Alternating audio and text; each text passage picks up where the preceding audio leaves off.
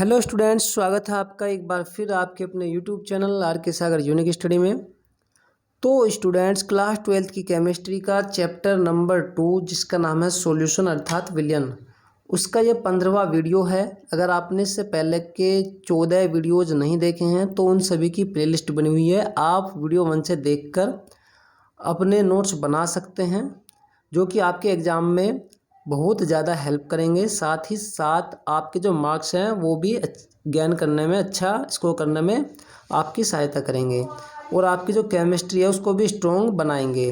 तो जो बच्चों, आज की हमारी क्लास है उसमें हमारा आज का टॉपिक है आदर्श विलयन अर्थात आइडियल सॉल्यूशन। तो आदर्श विलयन या आइडियल सॉल्यूशन किसे कहते हैं? तो जो विलयन प्रत्येक सांद्रण पर राउल्ट के नियम का पूर्ण रूप से पालन करते हैं आदर्श विलयन कहलाते हैं। क्या कहा हमने? जो विलयन प्रत्येक सांद्रण पर राउल्ट के नियम का पूर्ण रूप से पालन करते हैं आदर्श विलयन कहलाते हैं। अर्थात ऐसे विलयन जो राउल्ट के नियम का क्या करेंगे? पूर्ण रूप से पालन करेंगे, उन्हें हम क्या कहेंगे? आदर्श विलयन। ओके, तो वो कंडीशन कौन कौन सी है जो कि राउल्ट के नियम का पालन कर रही है और हमने फिर आदर्श विलयन कह रहे हैं, ये हम जानेंगे आदर्श विलयन के लक्षण में। क्लियर? ओके, तो देखिए जो आदर्श विलयनों के लक्षण हैं वो कौन कौन से हैं। तो देखिए स्टूडेंट्स, पहला जो आदर्श विलयन का लक्षण है वो है दो विलयनों को परस्पर मिलाकर आदर्श विलयन बनाने में मिश्रण एंथैल्पी का मान शून्य होता है। क्या कहा? यदि हम दो विलयन ले रहे हैं और उनको आपस में मिला रहे हैं तो जो आदर्श विलयन बन रहा है उसमें जो मिश्रण एंथैल्पी होगी उसका मान शून्य होगा। इसका क्या मतलब है मिश्रण एंथैल्पी का मान शून्य होता है? इसका मतलब हुआ बच्चों की, अर्थात जो ऊष्मा है वो ना तो उत्सर्जित हो रही है और ना ही अवशोषित हो रही है। क्लियर? क्या हो रहा है? ना तो ऊष्मा उत्सर्जित हो रही है और ना ही ऊष्मा अवशोषित हो रही है। बाकी आपको और अच्छे से भी समझ में आएगा। आप फिलहाल यहाँ पर स्क्रीनशॉट लीजिए और स्क्रीनशॉट लेते रहिए और बाद में अपने नोट्स बनाते रहना।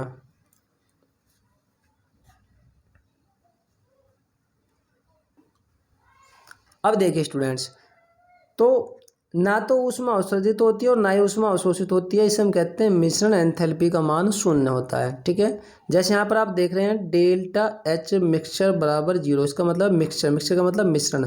तो मिश्रण एंथैल्पी, डेल्टा एच होता है एंथैल्पी, अर्थात मिश्रण एंथैल्पी का मान है शून्य। और मिश्रण एंथैल्पी का मान शून्य कब होगा? जब हम दो विलयन मिलाएंगे और उन दोनों विलयनों में से ना तो ऊष्मा उत्सर्जित हो ना ही ऊष्मा अवशोषित हो, इसे हम कहते हैं मिश्रण एंथैल्पी का मान शून्य। और यदि मिश्रण एंथैल्पी का मान शून्य है, अर्थात ना तो ऊष्मा उत्सर्जित हो रही हो और ना ही ऊष्मा अवशोषित हो रही हो, तो वो फिर राउल्ट के नियम का भी पालन करेगा और उसे हम कहेंगे आदर्श विलयन। आई बात समझ में? जैसे आप यहाँ पर समझ सकते हैं, हमारे पास में एक तो विलयन है ए, एक विलयन है बी। जब हम इन दोनों को आपस में ऐड कर रहे हैं, नया विलयन बना रहे हैं, तो ये विलयन बना हमारे पास नया विलयन। तो ये जो नया विलयन बनेगा उस समय ना तो ऊष्मा उत्सर्जित होगी और ना ही ऊष्मा अवशोषित होगी। ओके, क्या हुआ? ना तो ऊष्मा उत्सर्जित होगी और ना ही अवशोषित होगी। यदि ऊष्मा उत्सर्जित हो जाए या ऊष्मा अवशोषित हो जाए तो फिर वो आदर्श विलयन नहीं होगा, क्योंकि वो राउल्ट के नियम का पालन नहीं कर रहा है। यदि मिश्रण एंथैल्पी का मान शून्य है तो ही उसे हम आदर्श विलयन कहेंगे। यदि मिश्रण एंथैल्पी का मान शून्य नहीं है तो उसे हम आदर्श विलयन नहीं कहेंगे, क्योंकि वो राउल्ट के नियम का पालन नहीं कर रहा है। आई थिंक आपको समझ में आया होगा। आप स्क्रीनशॉट लीजिए, फिर मैं इसका दूसरा जो लक्षण है ये वाला उसको आपको समझाता हूँ। ओके, लीजिए जल्दी से स्क्रीनशॉट।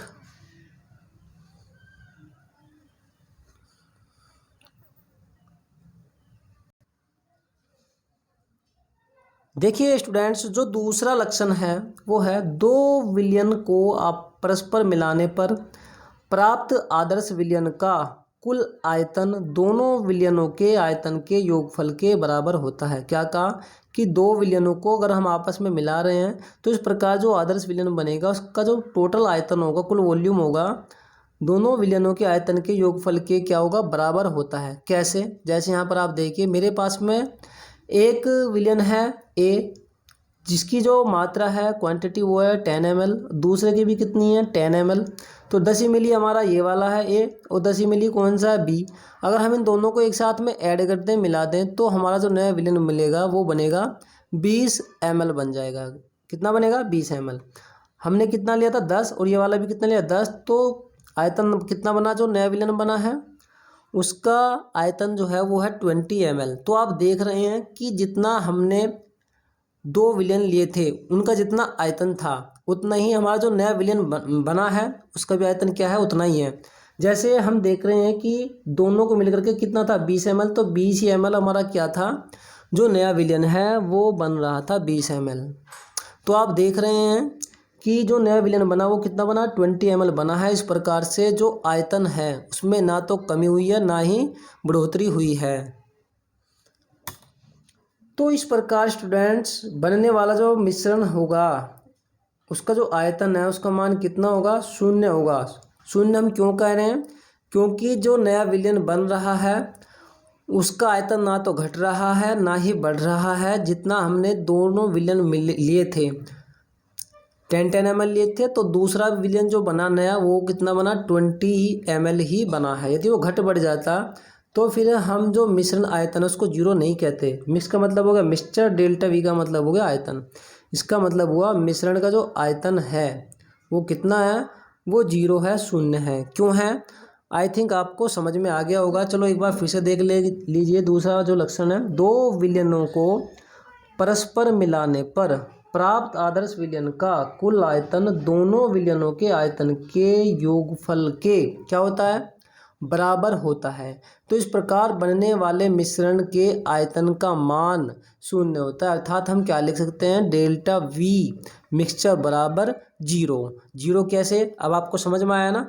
तो जिस विलयन में ये दोनों गुण होंगे उसे हम कहेंगे आदर्श विलयन, और ये दोनों के दोनों क्या कर रहे हैं राउल्ट के नियम का पालन। तो चलिए स्क्रीनशॉट ले लीजिए बच्चों।